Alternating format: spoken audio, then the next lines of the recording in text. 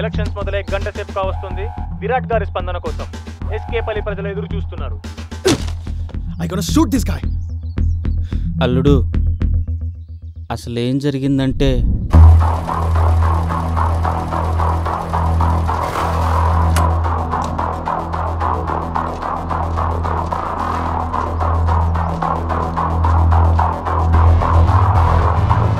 నమస్తే సార్.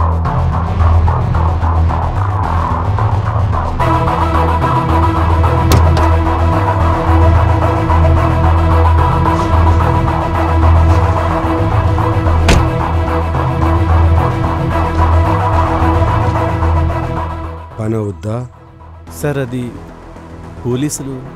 అది నేను చూసుకుంటాను. అవుతుంది సార్.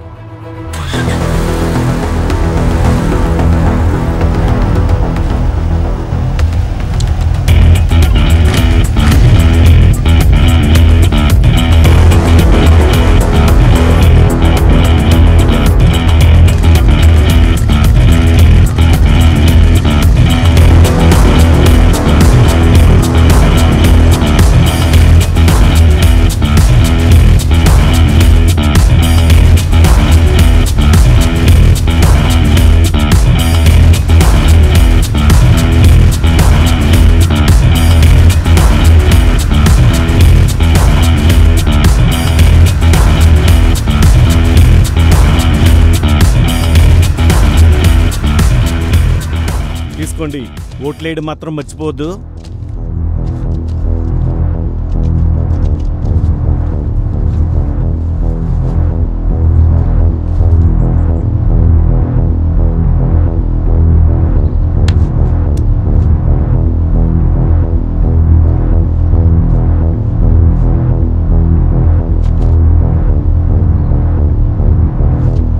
వెళ్ళండి, వస్తాను నేను, వచ్చేస్తా. సరే ఉంటా, బాయ్. ఏందో బయట వచ్చినావు? ఒక పనుంది, చేస్తావా? ఏం మాట్లాడుతున్నావు? పిఆర్ అన్న కోసం ప్రాణం ఇచ్చే మనిషిని నేను. ప్రాణానికి విలువేడుందయ్యా. ఓ ప్రాణమిస్తానని తగచించుకుంటున్నావు. ఇదిగో చూడు, నీకు చేత కాకపోతే చెప్పు. మీ ఏరియాలో 3000 ఓట్లు ఎన్ఆర్ఐ విరాట్ గారికి పడాలి. నా మాట విను, నీ అప్పులన్నీ తీరిపోతాయి. ఇవి తీసుకో. ఏం మాట్లాడుతున్నావు? 3000 ఓట్లు నీకే. ఒట్టేసి చెప్తున్నాను, 3000 ఓట్లు నీకే.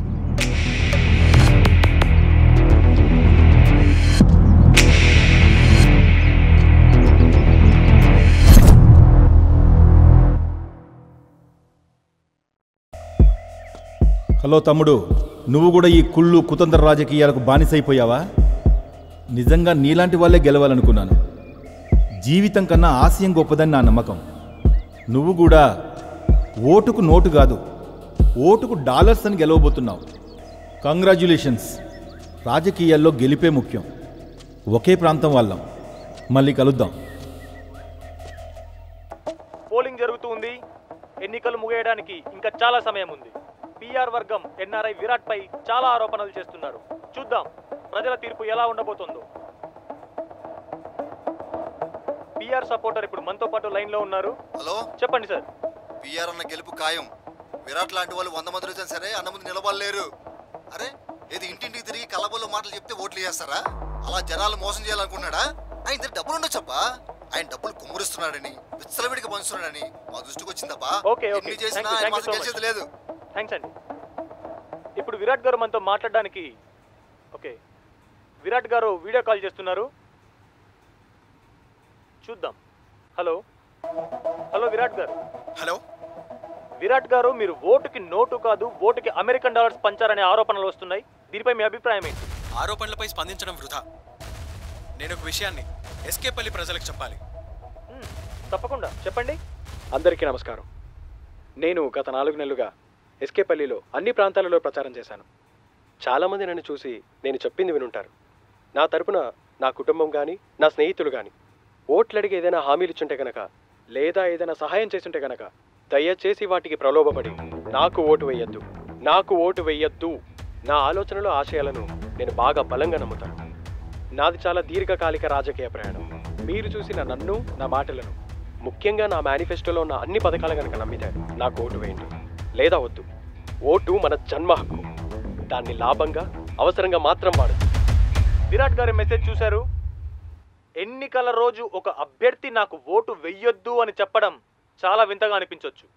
కానీ విరాట్ గారు ప్రజలకు చెప్పారు. చూద్దాం ప్రజల తీర్పు ఏమిటో. ఇప్పటి వరకు 7 రౌండ్స్ కౌంటింగ్ అయ్యాయి. వస్తున్న వార్తల ప్రకారం పిఆర్ లీడ్ లో ఉన్నారు. ఏమిటండి మీరు మాట్లాడేది?